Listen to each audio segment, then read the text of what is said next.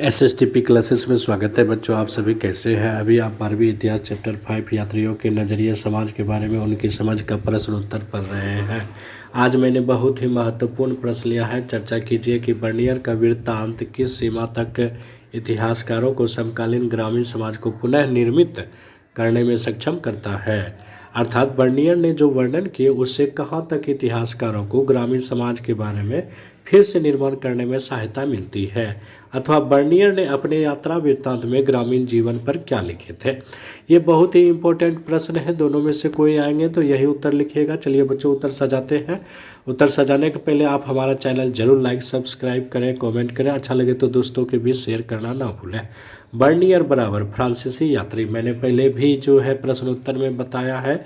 Bernier कहाँ के यात्री थे? फ्रांस के यात्री थे। बर्नियर भारत आया 1656 ईस्वी में। 1656 से 1667 तक ये रहे, लगभग 12 वर्षों तक। दरबार शाहजहाँ के दरबार में आए। 1656 में किसका था शासन यहाँ? तो शाहजहाँ का। मुगल काल से शाहजहाँ के बड़े पुत्र दारा शिकोह के चिकित्सक के रूप में आए थे, डॉक्टर के रूप में आए थे।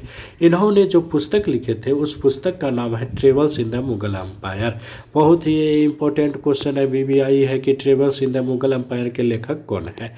चलिए बच्चों अब डिटेल से उत्तर देखते हैं। फिगर में आप देख सकते हैं फ्रांसवा बर्नियर को जो है गाछ वृक्ष के नीचे जो है बैठे हुए हैं, आराम फरमा रहे हैं। तो चलिए बच्चों उत्तर देखते हैं। बर्नियर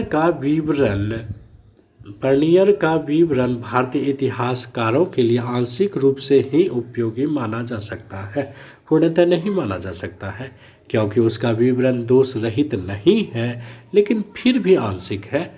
वह एक पाश्चात्य विद्वान इतिहासकार था जो पश्चिमी का ही गुणगान करता था। भारत की हमेशा जो है निम्न दर्जे में दिखाता था। पॉइंट में इसे सजाते हैं बच्चों। पहला पॉइंट मैंने बनाया है निम्न कोटि में। वह जो विभिन्नताएं भारत और यूरोप में पदानुक्रम के अनुसार क्रमबद्ध करता है, जिससे वह भारत को सारी पश्चिमी दुनिया से, मैंने अभी बोला भारत को पश्चिमी दुनिया से निम्न कोटि का प्रतीत हो, ऐसी स्थिति में रखता है।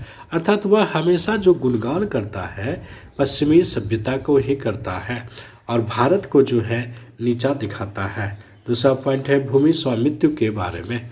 बर्नियर को भूमि स्वामित्व के प्रश्न के बारे में पूरी जानकारी नहीं थी। वह सारी भूमि का स्वामी मुगल सम्राट को मानता है, जो ठीक नहीं है। वह यह कहता है कि राजकीय भूमि स्वामित्व के कारण भूमि धारक अपने बच्चों को भूमि नहीं दे सकते, प्रायः ऐसा मनसबदार नहीं कर सकते थे।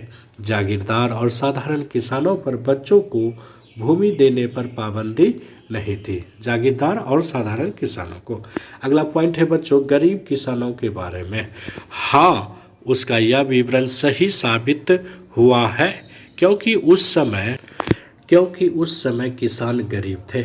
गरीबी के कारण वे भूमि सुधारों में रुचि नहीं लेते थे।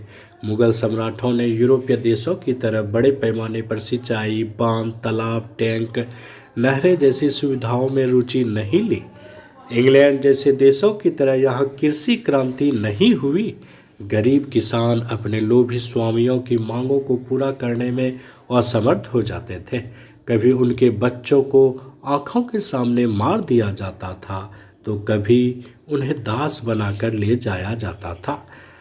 तो ये बहुत ही खराब स्थिति थी भारत में किसानों की। अगला पॉइंट है क्रूर राजा। यह विवरण ठीक जन पड़ता है, जिसमें उन्होंने मुगल राजा को भिखारियों और क्रूर लोगों का राजा बताया, अर्थात मुगल काल के राजा को। यह विवरण ग्रामीण किसानों के लिए ठीक नहीं जान पड़ता। अगला पॉइंट है बच्चों अकबर के काल में।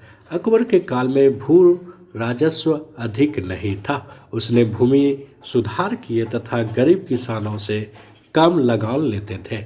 पूरे मुगल काल में अकबर ही एक ऐसा थे जो कि गरीबों की सहायता करते थे। अन्य शासक फिरोज शाह तुगलक, शेर शाह सूरी, कुछ अन्य शासकों ने सिंचाई सुविधाएं बढ़ाने में रुचि ली, कृषि तथा शिल्प उत्पादन में। बर्नियर के वृत्तांत से पता चलता है यहाँ का विस्तृत भूभाग, अधिकांश भाग अत्यधिक उपजाऊ है।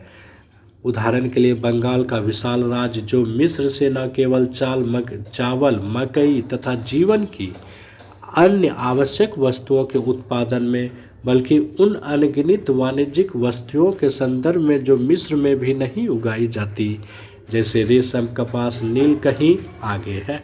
अर्थात मिस्र से जो है ज़्यादा यहाँ जो है भारत में उत्पादन होते थे।